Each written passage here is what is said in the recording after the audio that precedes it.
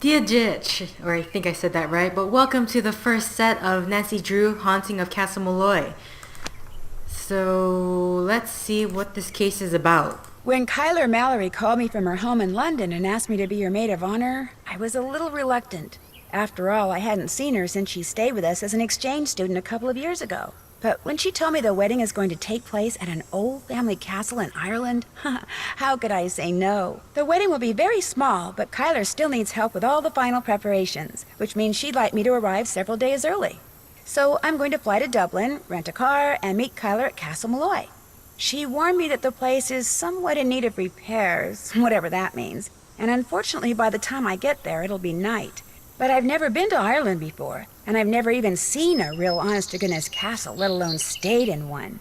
So the fact that it may be dark and run down just makes it more of an adventure. And you know me, whenever the question is who wants to go on an adventure, my answer is always, I do.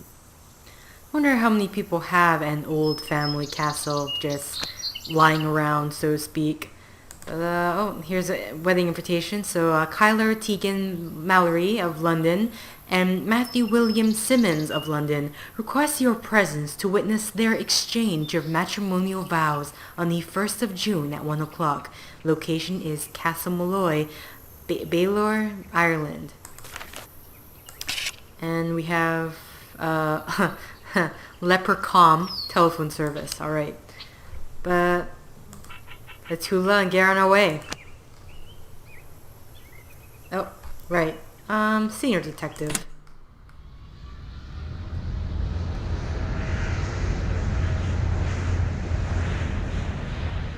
In preparation for our landing, please make sure your seatbelt is securely fastened. Thank you. So your plane was on time, your luggage arrived, your rental car was waiting? Everything went without a hitch? Yep, and according to Kyler's directions, I'm within 2 kilometers of Castle Malloy. Now stop worrying about me and get over to the Dunhills. What time is it there? Around 2.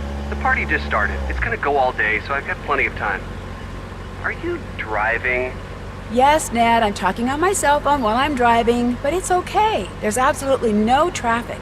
And I think I see the gates. I gotta go. Say hi to the Dunhills for me and have fun. Without you? Yeah, right. Take care, Nancy. Oh, no!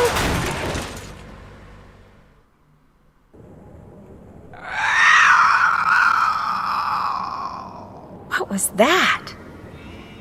Ned is probably freaking out now, considering Nancy just crashed her car.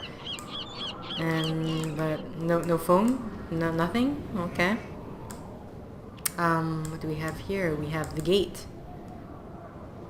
And we have a cute little... Oh, hello, sheep. Bah! What's up? He said hi back! He said hi back! What? Oh, there's something here. But there's... I can look at it. Awesome. That's it. Oh, and there's also something here. Oh, no, this one I could... Okay, so this is always the mirror image that, but I don't think we need to do that yet. So, come on, let's make our way up. So, Nancy, what are you scared of? You're creeping? This is what I call creeping. That's the creeping walk. Something here? No? Okay, sorry. Alright.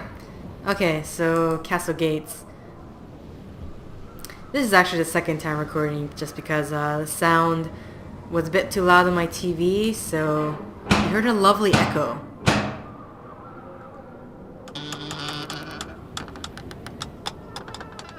Oh, hello, I'm Nancy Drew. I'm here for the wedding. The wedding's been called off, so go on back to where you come from. No, wait, please. My car's in the ditch by the gate. I can't go anywhere. Walk down the road to the inn then. Give me your keys and I'll see to your car in the morning. I left the keys in the car. Can I at least talk to Kyler? She's sleeping. No, wait, I came all the way from the States. You cannot stay here. Go to the inn, I said. Now off with you. Please, can I come in just for a minute?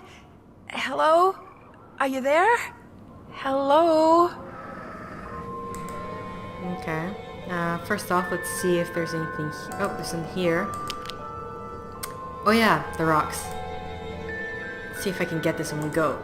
Yeah, look at that. I mean, oh no, we broke a window. She didn't mind at all. I just threw a rock at the window. She's like, oh, it's Nancy. Never mind, all is good. She does this all the time. Deaf are you now? I told you you cannot be staying here. No, what are you doing? That's Nancy Drew, my maid of honor. Let her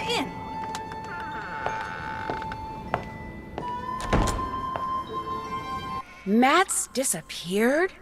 How can somebody you came all the way out here with to marry just disappear? He hasn't disappeared for good. You have to understand, Matt's a bit of a prankster, and the wedding is still days away. He disappeared as a prank? He adores getting people in a tizzy. I do think he's pushing the envelope this time, but he'll show up. Mind you, it may not be till I've started down the aisle, but he'll show, saying he just wanted to make this a wedding no one shall ever forget.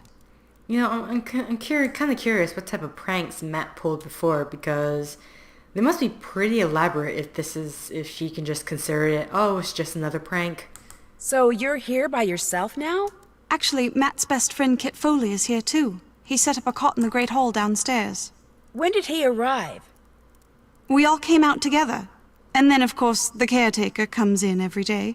That's the man you met at the door, Donald Delaney. Not Donald, mind you. There's no D at the end, so it's pronounced Donal. That's the way you're supposed to spell it, which is to say that's the way the Irish spell it. Proud of his heritage, huh? Indeed. Which would be tolerable if his love for the Irish wasn't accompanied by an abiding distaste for the British. Now, he rather likes me, but that's only because he considers me to be Irish, since I'm directly related to the man who used to own this place. When it comes to my British fiancé, Donald detests him, which is why he was so quick to tell you the wedding's off. He wants it to be off. He came right out and said, if I am to be married in Castle Malloy, it simply must be to an Irishman. Said my marrying a Brit would upset the fairy people, or whatever he calls them. Do you have any idea where Matt disappeared to? No, but I know he didn't go far. The fact is, sometimes I hear him. You know, his voice. It's very faint and muffled, but it sounds like he's calling to me, saying things I can't quite make out. Teasing me, the lout. So I know he's somewhere close by. He'll be here for the wedding. I'd stake my life on it. Of course, I remember well your penchant for solving mysteries, so if you want to give this one a go, by all means do. You could start in the nursery. It's down the hall. That's where Matt had set up his cot and was spending most of his time. Find him, Nancy. Having my maid of honor ruin this silly vanishing trick of his would teach him a lesson he sorely needs. Someone ran out in front of my car on my way here and caused me to drive into a ditch. Are you all right? Me, I'm fine. My car and my cell phone, not so good. And I'm pretty sure whomever I saw dropped this. Looks like some kind of homemade doll. The clothes. It looks like Matt. And that's his ring. What did the person who dropped this look like? I didn't really get a good look. It was dark and I was distracted and it moved so fast. Frankly, I'm not even sure if what I saw was a person. Donal, the caretaker. When we realized Matt was gone, straight away Donal claimed Matt had been kidnapped by fairies. Which is of course utterly ridiculous. It was probably Matt himself you saw, tricked out in some costume and leaving that doll behind just to confound us. Well, I do hope he's enjoying himself, because as soon as we're married, that will be that. No more practical jokes. Ever. When you said you sometimes hear Matt, where are you when that happens? In here? In here, in the nursery, sometimes outside. His voice is always very muffled and very, very faint, so I can never tell where it's coming from or what he's saying. But it's Matt, I'm sure of it. And you've looked all over for him? When it became apparent he was missing, we searched everywhere, for hours. We were afraid he'd gone wading and drowned or something, or wandered into the bog, or gotten lost out on the moor. But we found no footprints, no clothes lying around, nothing. So when I heard his voice, it dawned on me he was playing one of his outlandish pranks.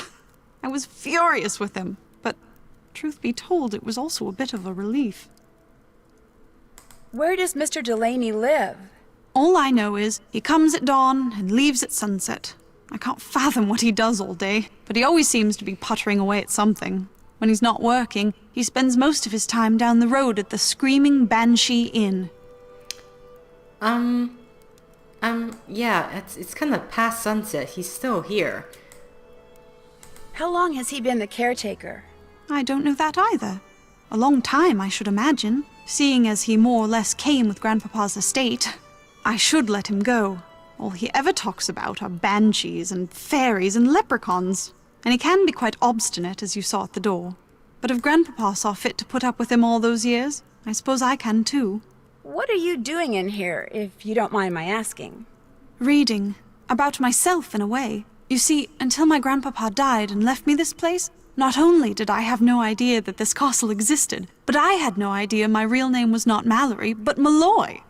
Apparently, Grandpapa changed his name 50 years ago, so no one would find out he was Irish. Why didn't he want people to find out he was Irish?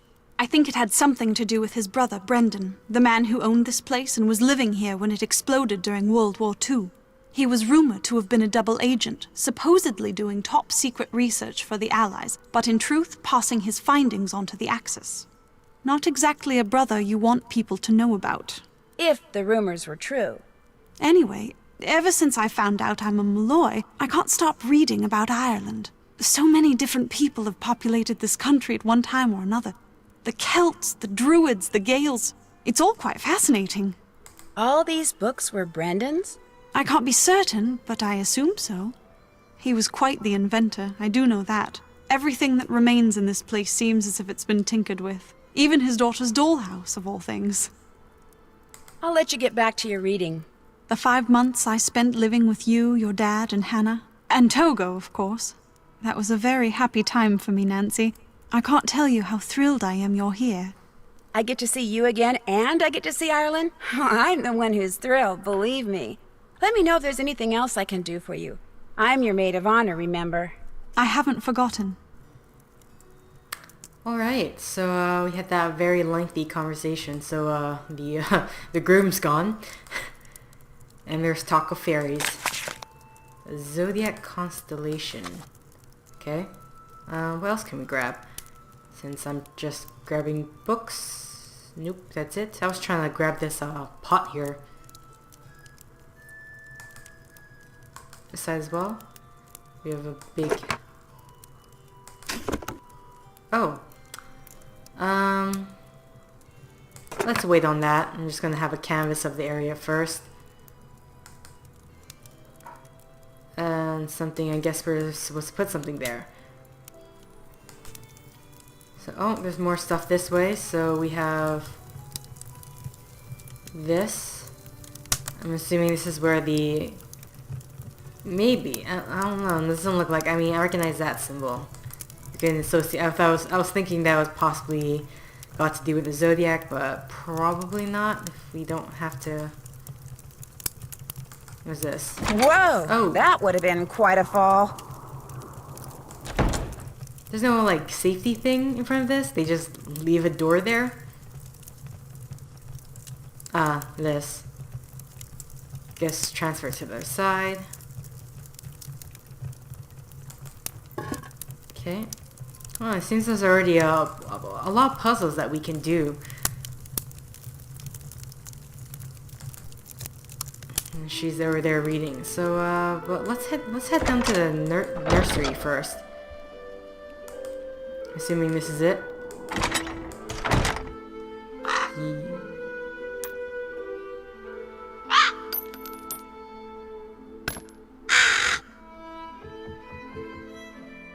Alright. Must have been a cold night with this window open. But let's grab that. Alright. So we have that. There's nothing we can do here. Evil returns to evildoers. see not what you see, and hear not what you hear. Right. Well, okay, that's nothing. So we have Le Pin Bleu. The blue rabbit? I don't actually know what Le Pin means.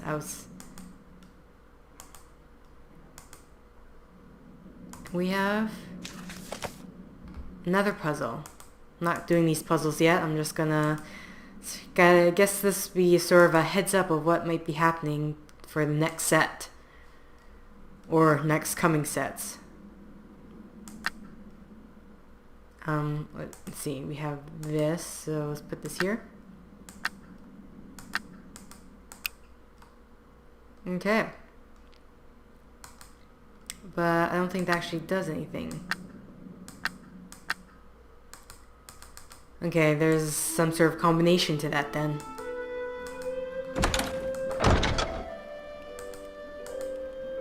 And there's an there's an upstairs and downstairs. Let's head upstairs. I can't quite get there from here. Okay. So let's go downstairs then, and I guess we can talk to the other guests, depending on how long that takes. I'm trying to keep these sets down to 20 minutes or so. There we go. There's the... Hi, you must be Nancy Drew. I'm Kit Foley. Ignore the eye if you can. Walked into a door the other day. Looks worse than it feels. I'm a bit surprised you're still here, given the circumstances. I'm not sure I fully understand the circumstances yet. That's because you've only heard Kyler's version of what's going on. Or worse, that daffy caretaker's version. Either way, it's unlikely you've heard the truth. The truth being... Matt isn't playing a practical joke, and he hasn't been kidnapped by fairies. He got cold feet and left. It's as simple as that. Are you sure? Well, Matt didn't come out and tell me he was leaving. But hey, I am his best friend. I know him better than anybody. I mean, he loves Kyler, but she can be a handful. And he's no pushover either. Their relationship is so tempestuous, it scares him. She thinks once he makes a real commitment, everything will be fine. But he's not so sure. So he bailed. Without saying anything to her? I'm sure he'll contact her in another day or two. In the meantime, she's in a raging state of denial, and I, for one, don't see any harm in allowing her to stay that way. I seriously doubt he walked out on her for good. It's just that for Matt, marriage is way too much, way too soon. When or how did you realize that Matt had disappeared? Kyler and I went for a walk, came back, and the next thing I knew, Kyler was saying Matt was nowhere to be found. Where did you last see him? In the nursery. He always seemed to be in the nursery fiddling with things. Whenever I'd tease him about it, he'd always give me this impish little grin like he was up to something. When I checked the nursery and saw that Matt's suitcase and backpack were gone, it finally dawned on me that he had left and he wasn't coming back. Of course, by that time, Kyler had convinced herself that he was simply playing one of his practical jokes, and I couldn't bring myself to burst her bubble, so I didn't. How come you sound so American? Because I am American. My father's VP of International Sales for Krollmeister Incorporated. The company transferred him to London 15 years ago. I've pretty much lived there ever since, I just can't seem to pick up the accent. Krollmeister came back up again. It looks like you're drawing something. Are you an artist? Me? Not hardly. I'm with a real estate development company. These are just preliminary sketches for a couple of projects we're working on. In other words, I'm doing homework. Residential real estate or commercial? Mostly residential. And let me tell you, we'd have a field day with attractive land like the one this castle sits on. Ocean view, easy commute to Donegal, bedrock foundation, readily accessible groundwater. That bog's a bit problematic, but a little sand, a little gravel, a little landscaping, voila! A cluster of 6, maybe 8 luxury homes amid a park-like setting that would sell like lightning. Do you think I could borrow your lantern? No, I don't. Sorry. I'll see you later, okay? Drop by anytime. Alright, so we talked to... yeah, I don't even remember your name, sir. you were just Matt's friend. Well, yeah, we talked to this guy, and I think we're gonna have to end this set here. So long before, guys.